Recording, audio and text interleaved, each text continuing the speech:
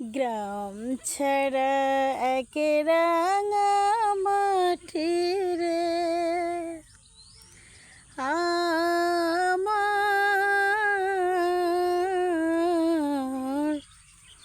মন ভোলায় রে। গ্রাম ছাড়া একে রাঙা মাটি রে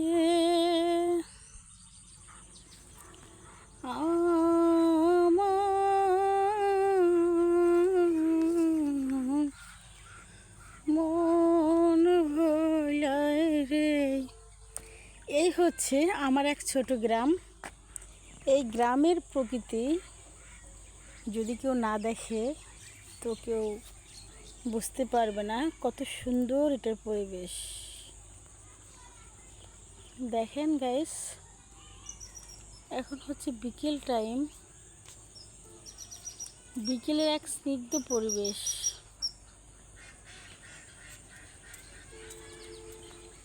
সে এক ঠান্ডা হাওয়া বইছে।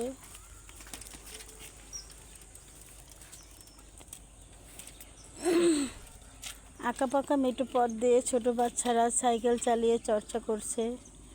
দেখেন কত সুন্দর একটা পরিবেশ, স্নিগ্ধ। বাড়ির আনাচে কানাচে এখন হচ্ছে সবজির সময়। প্রতিটা ফুলের পাপড়িতে জড়িয়ে আছে কতই না স্মৃতি। এই শীতের সকালে যখন দেখবেন এরকম একটা স্নিগ্ধ পরিবেশ হয়ে ওঠে, তখন সত্য কেন ভালো লাগে। আমার তো এই পরিবেশটা অনেক ভালো লাগে, কি বলবো। আমার মন চায় এই পরিবেশের সাথে মিশে যেতে। কেন, সবুজের প্রান্তরে আমরা প্রকৃতির মাঝে থাকতে পছন্দ করি।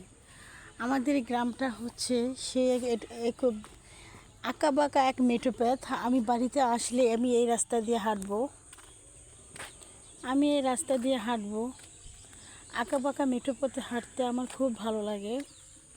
তো হচ্ছে আমাদের এখানে হচ্ছে যখন বৃষ্টির দিন হয় সবাই এখান থেকে মাছ মেরে যার তার চাহিদা পূরণ করতে পারে। আমাদের বাড়িতে কেউ নেই মাছ মারার, আমাদের কিনেই খেতে হয়। আর হচ্ছে এই যে সবাই মাছ চাষ করতেছে, এগুলো হচ্ছে মাছ চাষের জন্য পুকুর।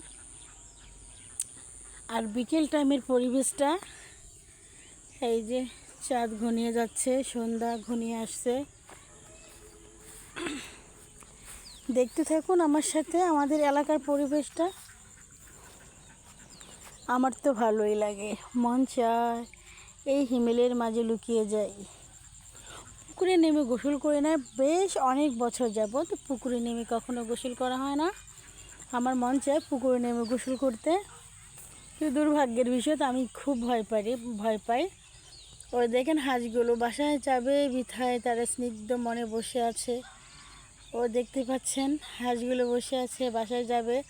ওগুলো হচ্ছে আমার মায়ের হাঁস। রাজা হাঁস আছে, দেশি হাঁস আছে, নানান ধরনের হাঁস আছে। প্রত্যেকটা পুকুরে মাছ, সবাই মাছ চাষ করে। এখন সবাই স্বাবলম্বী। আর আমাদের দুষ্ট বড়ি মিষ্টি মেয়েটা আমার কাছে চলে আসছে, দেখছি আমি ভিডিও করতেছি। কেমন আছো আম্মু? সে যিনি কিসের একটা ডিম নিয়ে আসছে। ডিম না, এটা গম তেলে দিয়ে বানাইছে। সে খালি গায়ে আছে দেখে তাকে আমি ভিডিওতে তুললাম না।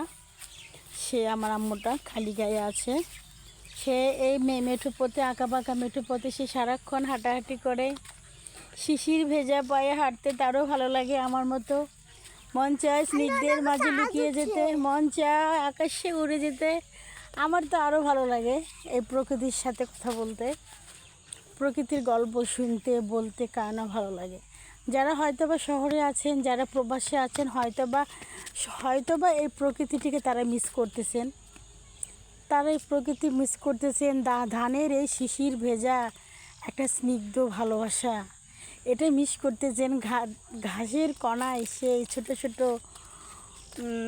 শিশির, এটাকে সবাই দূরে ঠেলে দিচ্ছেন। সত্যি কথা বলতে আমরা গ্রামের মানুষ, গ্রামের এই ছোটোখাটো ভালোবাসার মাঝে আমরা সীমাবদ্ধ হয়ে থাকতে চাই।